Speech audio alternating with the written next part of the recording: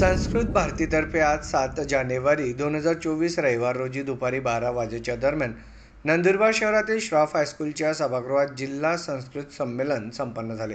संस्कृत भारती ही संस्कृत विषयात व्याप्त ज्ञान समाजातील सर्व वयोगटातील व्यक्तींपर्यंत पोहोचविण्यासाठी तसेच संस्कृत भाषेचा प्रचार व प्रसारासाठी विविध उपक्रमांद्वारे काम करीत आहे. विद्यार्थी व संस्कृतप्रेमी यांच्यात संस्कृतची गोडी वाढावी, त्यांना योग्य व्यासपीठ मिळावे यासाठी आज या संमेलनाचं आयोजन करण्यात आलं होतं. या संमेलनाला संस्कृत भारतीचे जिल्हाध्यक्ष डॉक्टर पुरुषोत्तम वडाळकर, जिल्हा मंत्री सिद्धेश्वर शिंदे, श्रीराम दाऊदखाने सर तसेच शास्त्री सर व जिल्हा संस्कृत संमेलन संस्कृत भाषेविषयी अध्यापन करण्यासाठी आलेले विद्यार्थी उपस्थित होते.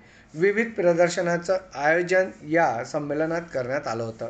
या संमेलनात संस्कृत भाषेचं महत्त्व, संस्कृत भाषेविषयी विविध माहिती देण्यात आली. संस्कृतिः अस्ति कारणं संस्कृतम् अस्ति. यदि संस्कृतं न भवति तर्हि संस्काराः अपि न भवन्ति.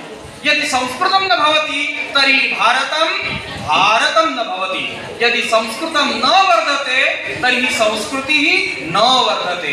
अतः यदि अस्माकं संस्कृत्याः वर्धनम् अस्माभिः इच्छ्यते चेत् संस्कृतस्य अध्ययनम् अवश्यं कर्तव्यम्. यदि संस्काराः न वर्धते तर्हि ज्ञानं न वर्धते.